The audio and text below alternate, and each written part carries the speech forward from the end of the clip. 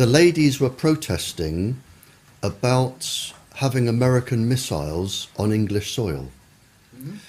And it was a peaceful protest. All they were doing were camping outside the perimeter of the American base. There was no violence, no swearing, no shouting. It was a peaceful protest.